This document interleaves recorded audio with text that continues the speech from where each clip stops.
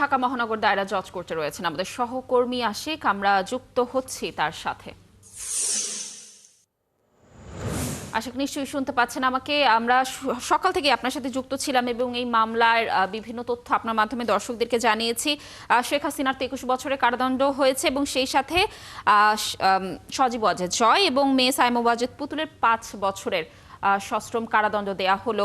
বাকিদের রায়ও আমরা আপনার মাধ্যমে জেনেছি। এখন আদালত প্রাঙ্গণে আসলে কেমন প্রতিক্রিয়া দেখছেন? আইনজীবীরা কি বলল? রায় পরবর্তী কি তথ্য রয়েছে? এবং সেই সাথে আপনি সম্ভবত যারা আসামি পক্ষের আইনজীবী তাদের সাথেও আপনার কথা হয়েছে, তারা কি বলেছে জানবো সার্বিক তথ্য আপনার কাছে।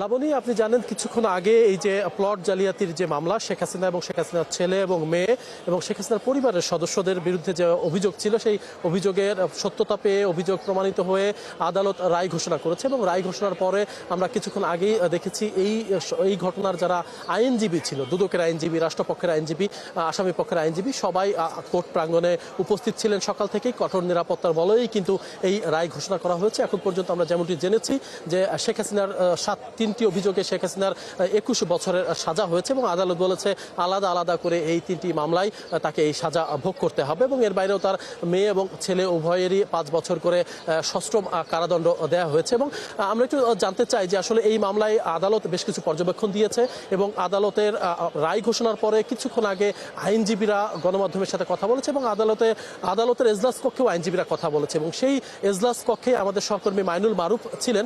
আমরা একটু তার সাথে সরাসরি যুক্ত হব এবং যুক্ত হয়ে তার কাছ থেকে একটু জানবো যে আদালত আসলে রায়ের পর্যবেক্ষণে ঠিক তাৎক্ষণিকভাবে কি বলেছিল। কারণ একজন প্রধানমন্ত্রীর সর্বোচ্চ চেয়ারে বসে তিনি যে জালিয়াতিটা করেছেন, আদালত জালিয়াতির কথা বলেছে এবং মিথ্যা তথ্য দেওয়ার অভিযোগ দিয়েছেন এবং তার ছেলে মেয়েকে অনৈতিক সুবিধা দেওয়ার কথাও আদালত বলেছে এবং সেখানে আইনজীবীরাও কথা বলেছেন।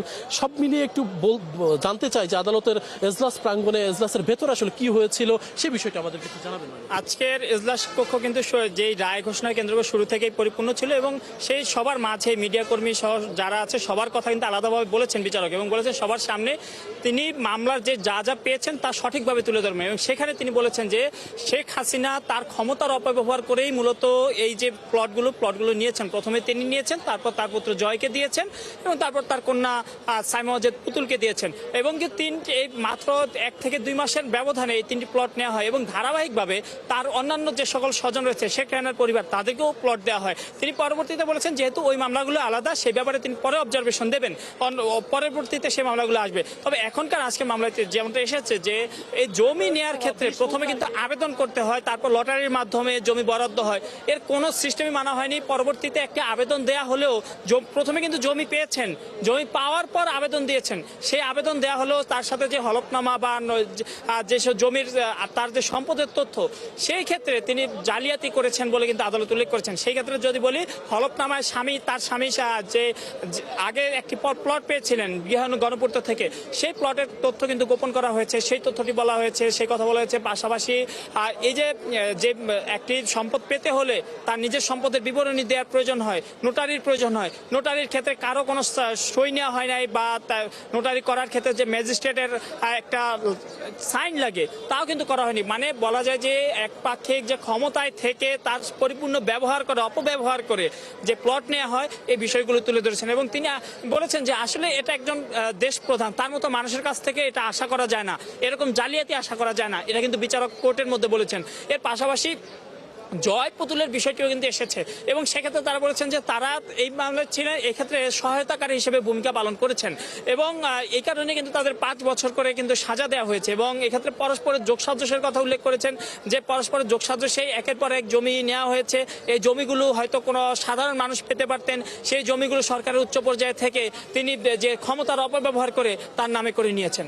শুনছিলাম যে আদালত আসলে কি পর্যবেক্ষণ দিয়েছে। আমরা যেমনটি জেনেছি, আদালত বলেছে যে শেখ হাসিনা সর্বোচ্চ ক্ষমতায় থেকে যে ক্ষমতার অপব্যবহার করছেন এটি দুঃখজনক বলে মন্তব্য করেছেন আদালত এবং আদালত বলেছে, আদালত বিস্ময় প্রকাশ করেছে যে এই ধরনের ঘটনা আসলে কোনোভাবেই ঘটতে পারে না, একজন রাজনীতিবিদের কাছ থেকে এটি কোনোভাবেই গ্রহণযোগ্য নয়, এই পর্যবেক্ষণও কিন্তু আদালত দিয়েছে। তবে আসামি পক্ষ এবং যারা রাষ্ট্রপক্ষ এবং দুদকের যারা আইনজীবীরা রয়েছেন তারা এই যে রায়ে 7 বছরের সাজায় তারা সন্তুষ্ট না, তারা আপিল করবেন কিনা এই বিষয়টি তারা পরে বিবেচনা করে জানাবেন এবং তারা প্রত্যাশা করেছিল যে সর্বোচ্চ যাবজ্জীবন সাজার প্রত্যাশা কিন্তু দুদক এবং রাষ্ট্রপক্ষ যারা রয়েছেন তারা কিন্তু প্রত্যাশা করেছিল। তো আসলে এর পরবর্তীতে আমরা হয়তো আরো কোনো খবর থাকলে নিশ্চয়ই দর্শক আপনাদেরকে জানিয়ে দিতে পারবো। আসলে ধন্যবাদ।